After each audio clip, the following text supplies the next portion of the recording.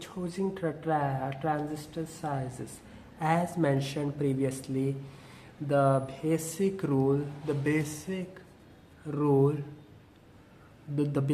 in choosing transistor sizes is that for any possible input combination that results in a finite impedance between the output and ground, the equivalent transistor to the n-channel driver network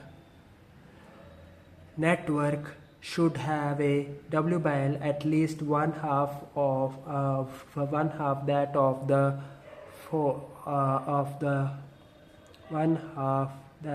the load, assuming the load is a p-channel transistor with its gate connected to VDD by 2. Given this constraint, the W by Ls of the driver network should be as small as possible. The relative size of the p-channel load transistor, that is its W by L, is chosen as a compromise between speed and size versus power dissipation. The larger the W by L of the load transistor, the faster the gate will be, particularly when driving many other gates or a bus. Unfortunately, this increases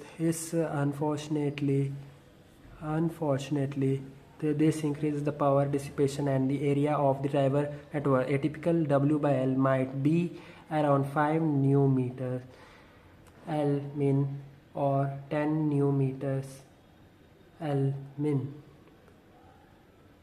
by L min, where L min is the minimum channel length of the process. Once the size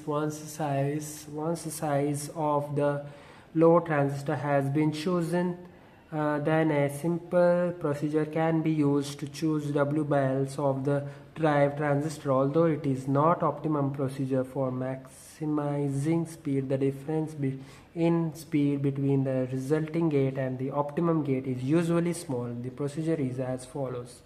1. Let W by L be equal to 1/2 of the W by L of the p-channel load transistor. For each transistor Qi, determine the maximum number of drive transistors it will be in series with for all possible inputs. Denote this number Ni can almost always be determined by a very cursory examination. Take W by L I is equal to Ni W by L equal.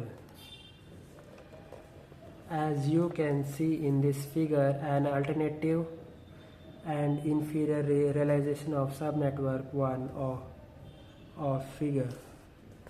It should be noted that the realization of subnetwork 1 in the above example is not unique. It would have been possible to have Q6 connected to ground and Q1 and Q2 connected to the output as shown in figure. As will be shown later in this chapter, it would be a result of slower gate as it would increase the capacitance at the output node. The following rule is used for minimum delay when realizing the functions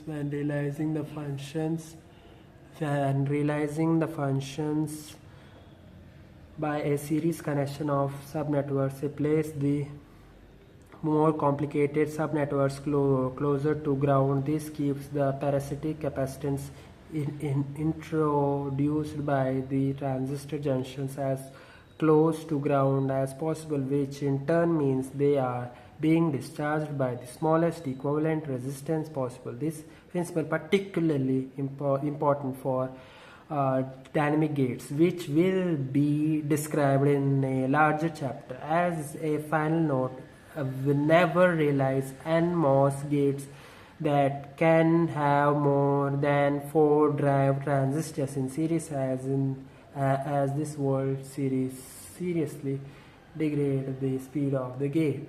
Thank you.